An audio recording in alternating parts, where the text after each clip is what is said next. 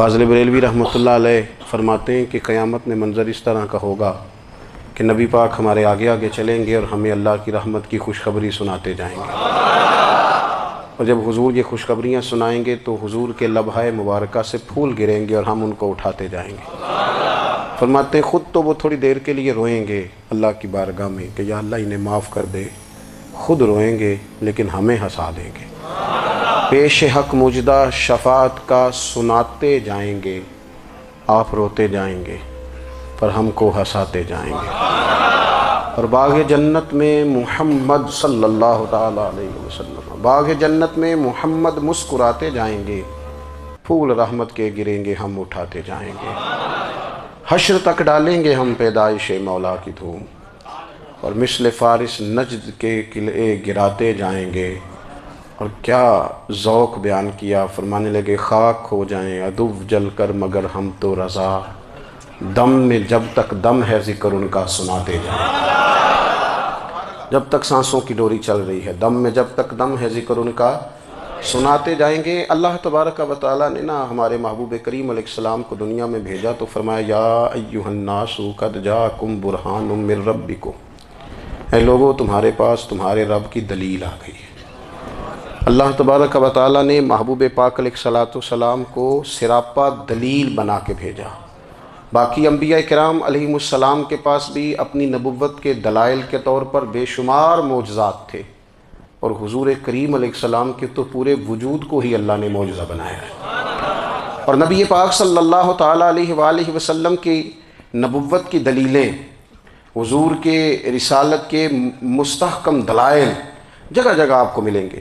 سب سے پہلی چیز تو یہ سمجھنے والی ہے کہ نبی پاک علیہ السلام نے جس چیز کو سب سے پہلے اپنی نبوت کی دلیل کے طور پر بیان فرمایا وہ حضور کا کردار ہے، سیرت ہے، عمل ہے، حضور کا لوگوں کے ساتھ رویہ ہے۔ نبی پاک علیہ السلام کی تبلیغ کے 3 دور ہیں۔ ایک تو حضور نے اپنے قول سے تبلیغ فرمائی، وہ 40 سال کی عمر سے محبوب نے اعلان فرمایا اور تبلیغ کی۔ اور ایک نبی پاک صلی اللہ تعالیٰ علیہ وسلم بالواسطہ حضور کی تبلیغ ہے جو آج تک جاری ہے۔ امت کے علماء، مشائخ، مبلغین حضور کے دین کو آگے پھیلا رہے ہیں، تو دراصل یہ بھی تبلیغ رسول پاک علیہ السلام ہی کی تبلیغ۔ اور ایک حضور کی تبلیغ کا دور ہے، حضور کی پیدائش سے لے کر ولادت مبارکہ سے لے کر حضور علیہ السلام کے اعلان نبوت تک۔ اس دوران نبی پاک نے جو تبلیغ فرمائی ہے وہ اپنے کردار سے فرمائی۔ عرب کا وہ معاشرہ جو بڑا میلا کچیلا گدلا ہو چکا تھا، جس کے اندر سراسر مادہ پرستی کا زور تھا، جس کے اندر لوگ انسانوں کی خرید و فروخت کرتے تھے، جس کے اندر بیٹیوں کو زندہ دفن کر دیتے تھے، جس کے اندر جو آدمی جتنا زیادہ مضبوط ہوتا تھا اتنا زیادہ لٹیرا بن جاتا تھا، اس معاشرے کے اندر رسول کریم علیہ السلام نے 40 سال گزارے، اور اس طرح گزارے کہ جو بیگانے بھی تھے وہ بھی کہا کرتے تھے یہ صادق ہیں، یہ امین ہیں۔ اور جب حضور نے اعلان نبوت کیا تو فرمایا، یہ قرآن مجید کے لفظ ہیں، فرمایا فَقَدْ لَبِثْتُ فِيكُمْ عُمَرًا مِّن قَبْلِهِ أَفَلَا تَعْقِلُونَ، میں تمہارے بیچ عمر کا ایک حصہ گزار چکا ہوں، تمہیں عقل نہیں ہے، شعور نہیں ہے۔ نبی کریم علیہ السلام نے اپنے کردار کو، اپنے عمل کو اپنی نبوت کی دلیل کے طور پر بیان فرمایا۔ وہ تو حضرت حلیمہ بھی فرماتی ہیں نا، جب میں نبی کریم علیہ السلام کو اپنے گھر لے گئی تو میرا اپنا بچہ بھی دودھ پیتا تھا، 2 میرے بیٹے ہو گئے، ایک میری یہ نسبی اولاد اور حضور میری رضائی اولاد۔ تو کہتی ہیں جب میں کریم محبوب علیہ السلام کو اپنے سینے سے لگاتی تھی تو حضور میرے ایک پستان سے دودھ پیتے تھے اور دوسرا اپنے بھائی کے لیے چھوڑ دیا کرتے تھے۔ یہاں سے رسول کریم علیہ السلام نے کردار کے ذریعے تبلیغ، اور پھر اعلان نبوت سے پہلے ایک تنظیم عرب کے جوانوں پر، عرب کے سرداروں پر مشتمل بنائی گئی، جس میں نبی کریم علیہ السلام نے بڑا حصہ لیا، سرکار نے، اور بڑے اہم لوگوں کو شعور حضور نے عطا فرمائے۔ وہ اس جماعت کا فیصلہ تھا کہ ہم سارے جوان، سارے بڑے لوگ ملیں گے۔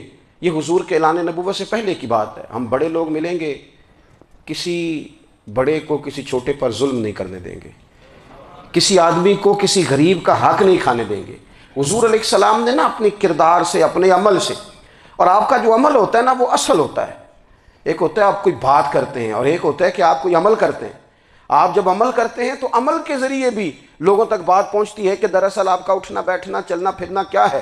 میرے رسول کریم علیہ الصلوۃ والسلام کا اٹھنا بھی ایک نبی کا، بیٹھنا بھی ایک نبی کا، بات کرنا بھی ایک نبی کا، معاملات زندگی کرنا بھی ایک نبی کا، لین دین کرنا بھی ایک نبی کا۔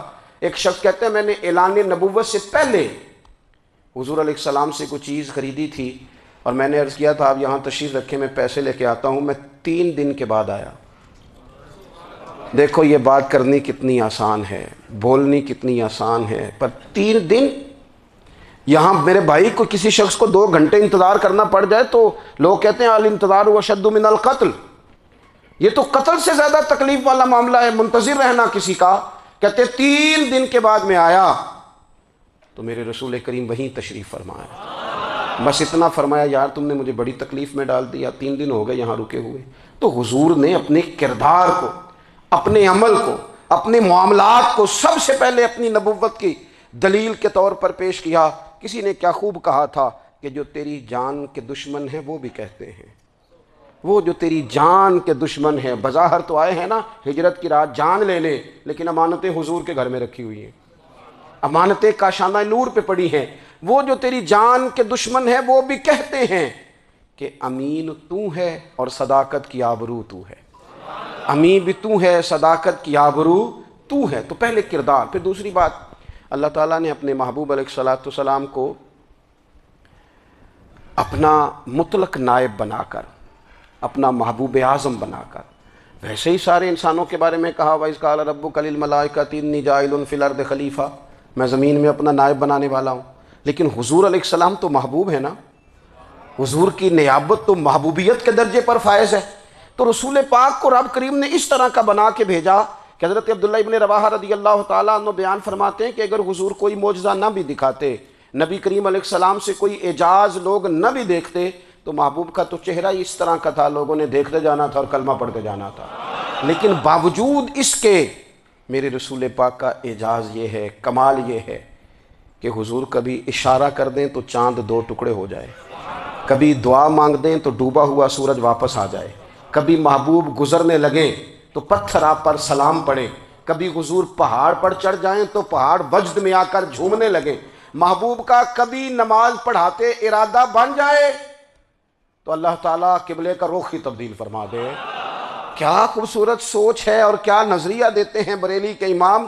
فرماتے ہیں اجابت کا جوڑا عنایت کا صحرا، دلہن بن کے نکلی دعائے محمد، اور اجابت نے جھک کر گلے سے لگایا بڑی ناز سے جب دعائے محمد۔ دیکھو خدا کی رضا چاہتے ہیں دو عالم، خدا چاہتا ہے رضائے محمد صلی اللہ تعالی علیہ وسلم۔ اور ایک مقام پہ فرماتے ہیں نائب دست قدرت پہ لاکھوں سلام، نائب دست قدرت پہ لاکھوں سلام۔ تو اللہ تعالیٰ نے نبی پاک صلی اللہ تعالی علیہ وسلم کو جو اعجاز۔ پھر ایک اور بات، حضور امی ہیں، دنیا میں آ کر محبوب نے کسی سے پڑھا ہی نہیں۔ میرے محبوب نے جتنا پڑھا ہے رب کریم سے ہی پڑھا ہے۔ الرحمن علم القرآن خلق الانسان، رحمان نے قرآن سکھایا پھر انسان بنایا۔ اللہ تبارک و تعالیٰ کی بارگاہ کرم سے حضور نے لیا۔ رسول کریم امی ہیں، یہ بھی حضور کی نبوت پر ایک بڑی دلیل۔ دیکھو ایک ہوتا ہے کوئی آدمی بچپن سے کسی چیز سے شغف رکھے اور جب اس کی عمر بڑی ہو جائے تو کہتے ہیں اس کا تجربہ بڑا ہو گیا ہے، یہ پہلے کوئی شعر کہتا تھا، کوئی ادبی جملہ کہتا تھا، تو اب اس کی یہ کام کرتے کرتے عمر بڑی ہو گئی ہے تو رسوخ حاصل ہو گیا۔ 40 سال کی عمر مبارک تک نبی کریم نے ایک شعر بھی نہیں کہا۔ حضور علیہ الصلوۃ والسلام نے کبھی کوئی ایسی بات، ویسے تو حضور کی ہر بات حکمت والی، لیکن جس کو عرب کے لوگ اپنے لہجے میں شاعری یا اپنے لہجے میں ادب کہتے تھے وہ حضور نے بیان نہیں فرمایا۔ لیکن جب 40 سال کی عمر میں اعلان نبوت کیا تو پھر بڑے بڑے فصیح و بلیغ، بڑے بڑے سیانے طفیل بن عمر کہتے ہیں کہ اس شخص کو بھی میں نے دیکھا جسے بڑا ناز تھا اپنی فصاحت اور بلاغت پر، اور جب وہ حضور کے پاس آیا اور اس نے آ کے کچھ باتیں کی تو محبوب خاموشی سے سنتے رہے، اور جب وہ چپ کر گیا تو میرے کریم نے صرف سورہ فاتحہ پڑھی۔ کبھی اٹھتا تھا، کبھی بیٹھتا تھا، کبھی غور کرتا تھا، کبھی دائیں جاتا تھا، کبھی بائیں جاتا تھا، پھر کہنے لگا بتاؤ نا کلام کس کا ہے؟ فرمایا اس رب کا، اس رب کا، اس رب کا جس کا میں رسول بن کے آیا ہوں۔ نبی کریم صلی اللہ تعالیٰ علیہ وسلم امی ہیں، لیکن حضور نے کائنات کے رازوں سے پردے ہٹا دیے، نبی کریم نے جینے کے سلیقے بتا دیے، حضور نے ہر شخص کو اس کے مقصد حیات سے آگاہ کر دیا۔ نبی کریم علیہ السلام نے وہ فلسفہ حیات بیان کیا کہ لوگوں کو صرف جینے میں ہی مزہ نہیں آیا، مرنے میں بھی مزہ آنے لگا۔ لوگ آگے بڑھ بڑھ کے جانیں پیش کرنے لگے، اپنی اولادیں قربان کر، جو فلسفیوں سے کھل نہ سکا اور نکتہ وروں سے حل نہ ہوا، وہ راز ایک طیبہ والے نے بتلا دیا چند اشاروں میں۔ محبوب کریم امی ہیں، لیکن حضور نے اس طرح دنیا کو سکھایا، اس طرح دنیا کو پڑھایا، اس طرح حضور نے علم کے چراغ اور دیپ روشن کیے کہ قیامت تک جسے روشنی ملے گی نا، اسے صرف دروازہ مصطفیٰ سے ملے گی، اسے رسول کریم علیہ السلام کے در دولت سے ملے۔ کچھ لوگوں نے کہا کہ اپنے پاس سے آیات بنا کے لاتے ہیں، اپنے گھر میں بیٹھ کے دعوے کر لینا تو کوئی مشکل کام نہیں نہ ہوتا، سارے لوگ ہی کر لیتے ہیں۔ بلکہ وہ ہمارے ایک بزرگ کہا کرتے تھے، خیالی پلاؤ پکائیے کہ ہو کدے بھی کاٹ نہ پائیے، کیونکہ کون سا پیسوں کا ڈالنا ہے، زیادہ ڈالیں آپ اور زیادہ ڈالیں۔ بہت سارے لوگ ہیں آج بھی، کچھ لبرل ہیں بیچارے، کچھ دین بیزار طبقہ ہے، وہ کہتے ہیں جناب ہمیں تو جدید باتیں بتائیں، ہمیں تو نئے اسلوب کے مطابق لے کے چلیں، ہمیں تو او بھائی سن، میرے نبی پاک علیہ السلام نے فرمایا میرا قرآن کبھی پرانا نہیں ہوگا، اسے پڑھ کے دیکھ، اس کی جدت کا حسن دیکھ، یہ تو کھلا ہوا باغ ہے، تو ایک دفعہ اس کے قریب آئے گا تو خوشبو ملے گی، دوسری دفعہ آئے گا تو اس سے زیادہ تازی ملے گی، ایک دفعہ پھل کھائے گا تو مزیدار ہوگا اور دوسرا کھائے گا ہو سکتا ہے شکل ملتی جلتی ہو لیکن ذائقہ بڑا نرالا ہوگا۔ تو تو صحیح نا، جب کچھ لوگوں نے کہا یہ خود سے بنا کے آیات لاتے ہیں تو فرمایا وَإِن كُنتُمْ فِي رَيْبٍ مِّمَّا نَزَّلْنَا عَلَىٰ عَبْدِنَا فَأْتُوا بِسُورَةٍ مِّن مِّثْلِهِ، اگر تمہیں کوئی شک ہے اس میں جو ہم نے اپنے بندہ خاص میں نازل کیا ہے تو تم بھی اس جیسی ایک آیت بنا کے لاؤ۔ اور چلو چیلنج کھلا ہی دے دیا، فرما وَادْعُوا شُهَدَاءَكُم مِّن دُونِ اللَّهِ، اللہ اور اللہ والوں کو چھوڑ دو، تفسیری ترجمہ عرض کر رہا ہوں، یعنی صحابہ کو چھوڑ دو، حضور کے ماننے والوں کو چھوڑ دو، باقی ساری دنیا کے کافر اکٹھے ہو جاؤ، ایک آیت بس قرآن جیسی لے کے آؤ، ایک آیت لے کے آؤ، ان کنتم صادقین، اگر تم سچے ہو۔ جوانوں سنو، کہا ایک آیت، اور یہ چیلنج آج تک قرآن مجید کا موجود ہے، آج تک وَإِن كُنتُمْ فِي رَيْبٍ مِّمَّا نَزَّلْنَا عَلَىٰ عَبْدِنَا فَأْتُوا بِسُورَةٍ مِّن مِّثْلِهِ، تم قرآن کے مقابلے کی ایک صورت لے کے آؤ اور سارے حمایتی اکٹھے کر لو اپنے، ان کنتم صادقین، اگر تم سچے ہو۔ جواب تو ادھر سے آنا تھا نا، لیکن کائنات کے رب نے جواب بھی خود دیا، فرمایا فَإِن لَّمْ تَفْعَلُوا وَلَن تَفْعَلُوا، اگر تم نہ لا سکے، اور فرمایا تم لا سکتے بھی نہیں، اگر تم نہ لا سکے اور تم لا سکتے بھی، نہ خنجر اٹھے گا نہ تلوار تم سے، یہ بازو میرے آزمائے ہوئے ہیں، وَلَن تَفْعَلُوا، تم لا بھی نہیں سکتے، فَاتَّقُوا النَّارَ الَّتِي وَقُودُهَا النَّاسُ وَالْحِجَارَةُ، پھر اس آگ سے ڈر جاؤ جس کا ایندھن آدمی اور پتھر ہے، اُعِدَّتْ لِلْكَافِرِينَ، بنائی کافروں کے لیے، بنائی مومنوں کے لیے تو رب نے جنت بنائی ہے، اُعِدَّتْ لِلْكَافِرِينَ، یہ دوزخ اللہ نے کن کے لیے بنائی ہے؟ اُعِدَّتْ لِلْكَافِرِينَ، کہتا ہے کافر کے لیے بنایا۔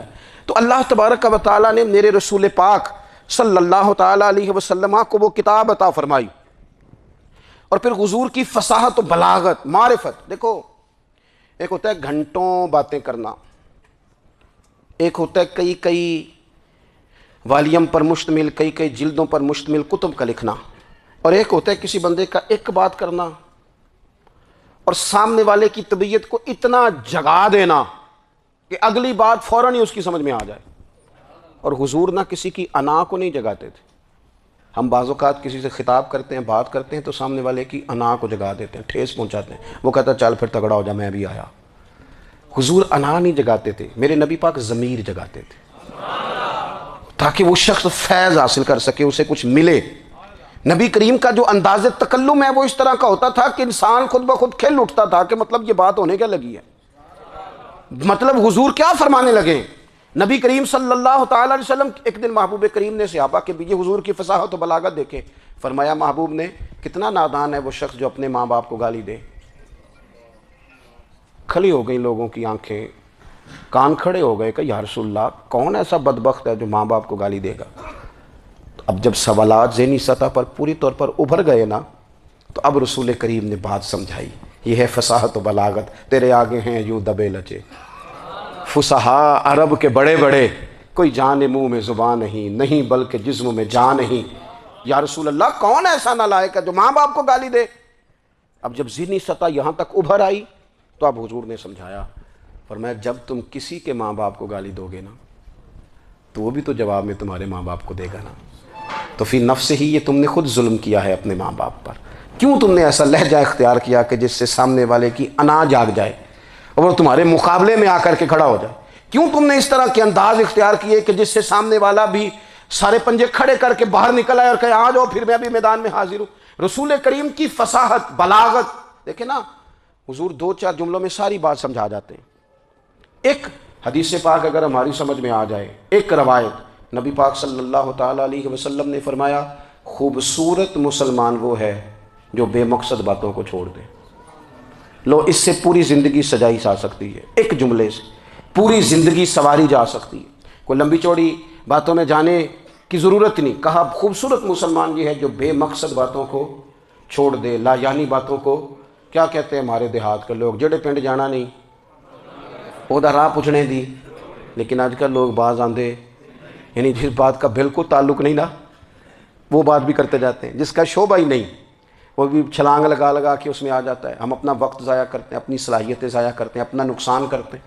ہم اپنا کام صحیح کر کے نہیں کرتے اور دوسری ساری دنیا کو ٹھیک کرنا چاہتے ہیں۔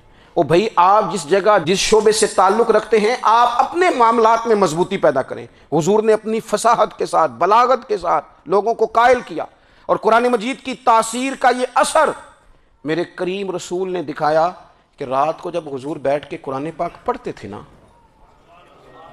جب یاسین والے نبی خود یاسین کی تلاوت کریں، جب طٰہٰ والے محبوب خود طٰہٰ کی تلاوت کریں، غور کرو نا، جب مدثر والے محبوب خود ان جملوں کو ادا کریں، یعنی جن کے بارے میں آیت آئی ہے جب وہی یہ آیت پڑھیں کہ انا اعطیناک الکوثر، یعنی جن کا ذکر ہو رہا ہے جب وہ یہ بات کریں کہ یا ایھا النبی انا ارسلناک شاہدا ومبشرا ونذیرا لتؤمنوا باللہ ورسولہ وتعزروہ وتوقروہ وتسبحوہ بکرۃ واصیلا، جن کے بارے میں آیت آئی ہے جب وہ یہ کہہ رہے ہوں کہ ورفعنا لک ذکرک، جب وہ کہہ رہے ہوں والضحیٰ واللیل اذا سجا، ذرا اس کیفیت کو دیکھیں جب محبوب خود پڑھ رہے ہوں، اور جو حضور پر آئی ہیں اس کا ذائقہ، اس کا لطف، اس کا انداز بھلا کیا ہوگا۔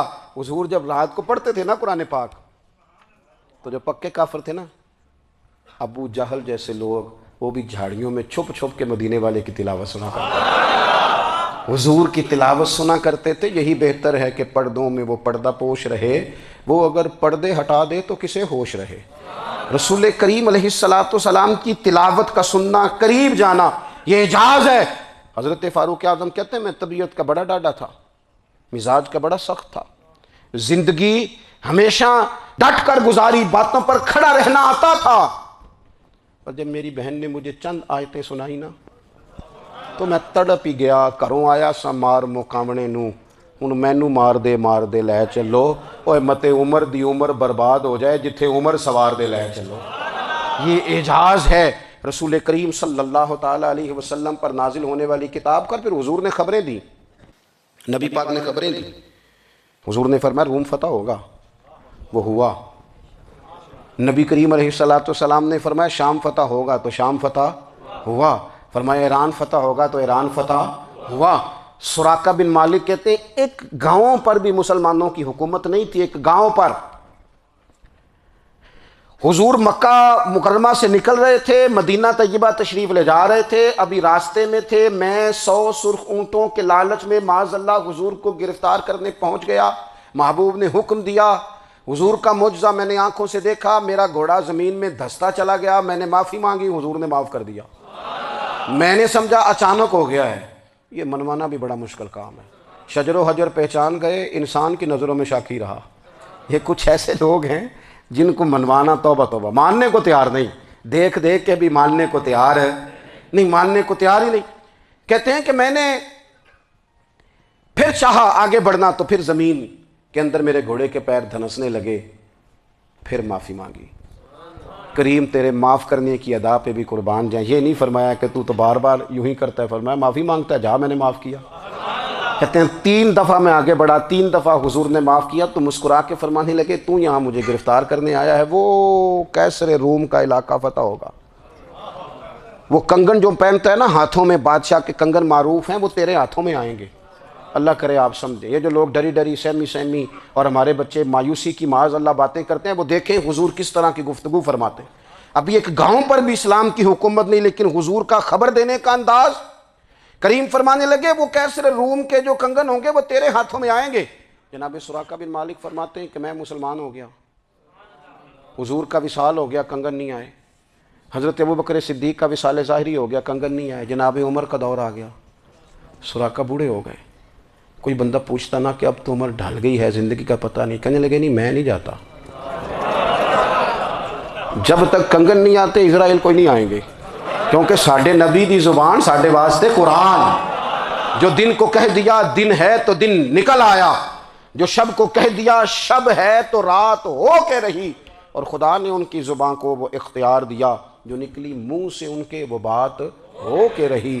اور فاضل بریلوی کا تو انداز ہی پھر انوکھا ہے نا، وہ تو کہتے ہیں وہ زبان جس کو سب کن کی کنجی کہے، جس کو سب کن کی کنجی کہیں، اس کی نافذ حکومت پہ لاکھوں سلام۔ کہنے لگے نہیں آتے حضرت اسرائیل، فکر نہ کرو، بوڑھے ہو گئے تھے، نکلنا گھر سے بند کر دیا تھا، حضرت عمر کا دور تھا، کنگن آ گئے۔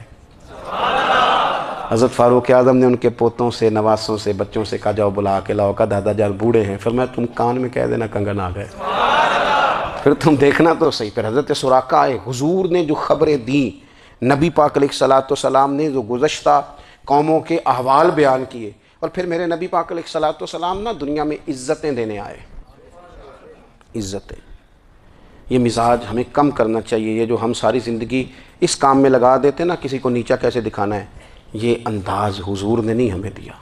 آپ دیکھو حضور تشریف لائے تو ہمیں پتہ چلا کہ حضرت یوسف جیسا سونا کوئی نہیں، حضور تشریف لائے تو ہمیں پتہ چلا کہ حضرت داؤد جیسی خوبصورت آواز کسی کی نہیں، حضور تشریف لائے تو ہمیں پتہ چلا کہ جناب عیسیٰ علیہ السلام کا فقر اختیاری کس طرح کا تھا، محبوب تشریف لائے تو ہمیں پتہ چلا کہ حضرت موسیٰ کا جلال کس طرح کا تھا۔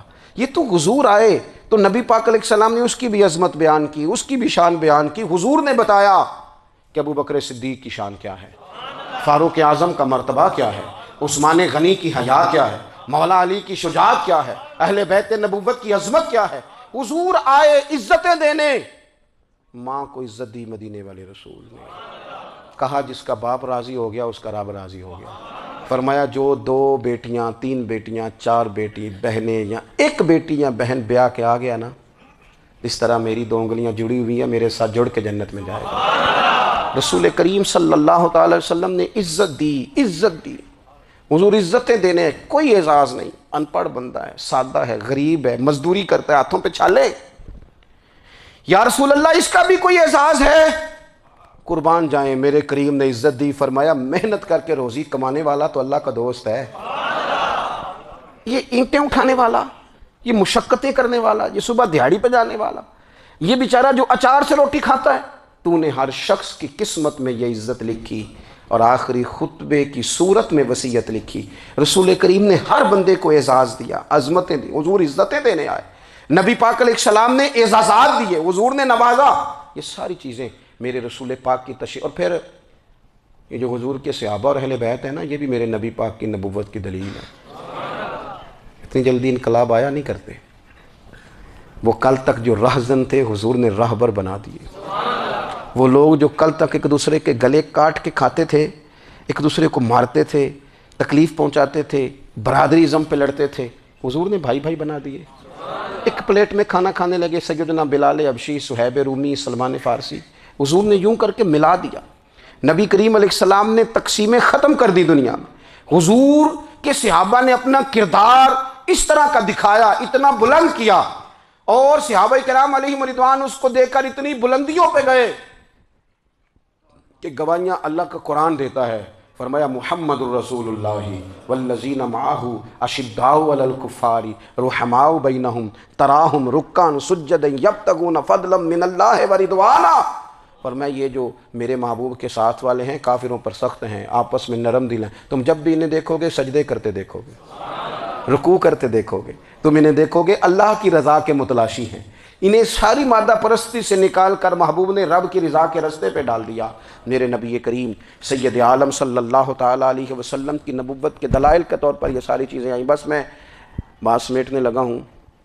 حضور کا جو اخلاق ہے نا، وہ بھی نبی کریم علیہ السلام کی نبوت کی بہت بڑی دلیل ہے۔ وَإِنَّكَ لَعَلَىٰ خُلُقٍ عَظِيمٍ، محبوب ہم نے آپ کو نا خلق عظیم کا مالک بنایا ہے۔ کچھ لوگ سمجھتے ہیں صرف آپ کا بولنے کا انداز ٹھیک ہو تو آپ با اخلاق ہیں۔ نہیں بھائی، بولنے کا انداز ٹھیک ہونا با اخلاق نہیں، سچ بولنا اخلاق کی علامت۔ آپ کا حق بات کرنا اخلاق ہے، آپ کا صحیح گواہی دینا اخلاق ہے، آپ کا اللہ تعالیٰ کی طرف سے آزمائش آنے پر صبر کا مظاہرہ کرنا اونچا اخلاق ہے۔ رب نعمت دے تو آپ کا وجود ڈھلتا جائے شکر میں، یہ اخلاق ہے۔ رب کریم اگر آپ کو کسی وقت کسی آزمائش میں اپنی حکمت سے ڈالتا ہے تو عزت نفس کو برقرار رکھنا، خودداری کو برقرار رکھنا، یہ اخلاق۔ نبی پاک نے اعلیٰ ترین اخلاق کی بات بتائی، اعلیٰ ترین۔ حضور نے لوگوں سے بیعت لیتے وقت کہا تھا میرے ہاتھ پر بیعت کرو، چوری نہیں کرو گے۔ نبی پاک علیہ السلام نے مختلف امور پر بیعت لی۔ حضرت حکیم بن حزام کہتے ہیں حضور نے میرے ہاتھ پہ ہاتھ رکھ کے کہا میرے ہاتھ پہ ہاتھ رکھ کے بیعت کرو کہ کسی دنیا دار سے سوال نہیں کرو گے، خودداری سے زندگی گزارو گے، عزت نفس سے جو رب نے تمہیں دیا ہے تم اس پر راضی رہو گے۔ لوگوں کی جیبوں کو ٹٹولنا، دوسروں کی دولتوں پہ راج کرنا، دوسروں کے مال پر نگاہیں ڈالنا اللہ کے حبیب نے پسند نہیں فرمایا۔ فرمایا بیعت کرو کہ تم کبھی کسی سے سوال نہیں کرو گے۔ حد ہو گئی۔ نبھانے والوں نے پھر اس عہد کو نبھایا اور کمال کر دی۔ حضرت حکیم بن حزام گھوڑے پہ بیٹھے تھے، ہاتھ میں درہ تھا، وہ زمین پہ گر گیا، قریب غلام کھڑا تھا۔ حضرت حکیم بن حزام خود گھوڑے سے اترے، درہ اٹھایا، دوبارہ گھوڑے پہ بیٹھے۔ غلام عرض کرنے لگا حضور مجھے بتا دیتے، میں اٹھا کے دے دیتا۔ آنکھیں چمک اٹھیں، فرمانے لگے کیسے بتا دیتا؟ اپنے رسول سے وعدہ کیا ہے کبھی کسی سے سوال نہیں کروں گا، کبھی سوال نہیں کروں گا۔ اللہ کے محبوب نے ہمیں اعلیٰ اخلاقی قدروں کی بات ہمیں سکھائی ہے۔ ہم دیکھتے ہیں کہ بڑی جلدی 2 4 5 لوگوں کے غصہ دلانے پر ہم ساری اخلاقی حدوں کو کراس کر جاتے ہیں۔ دوستو ہمارا ایک ویژن ہونا چاہیے، ہمارے ذاتی رویے بڑے معتبر ہونے چاہیے۔ لین دین کے معاملات کے اندر مسلمانوں کو بڑا صاف ستھرا ہونا چاہیے۔ ہمیں اپنی معاشی زندگی میں روزمرہ کے معاملات میں ہماری توجہات کا مرکز صرف اللہ رسول کی ذات ہونی چاہیے۔ رب کریم نے اپنی حکمت سے کسی کو کتنا دیا ہے یہ اس کی حکمت کے تقاضے ہیں۔ ہمیں اس نے جس رنگ میں جس حال میں رکھا ہے ہمیں اپنے رب کی رضا پر بہت زیادہ مطمئن ہونا چاہیے۔ اچھا پھر ایک اور بات، جن چیزوں کو ہم نے دکھ بنایا ہے نا یہ تو وہاں دکھ تھا ہی نہیں۔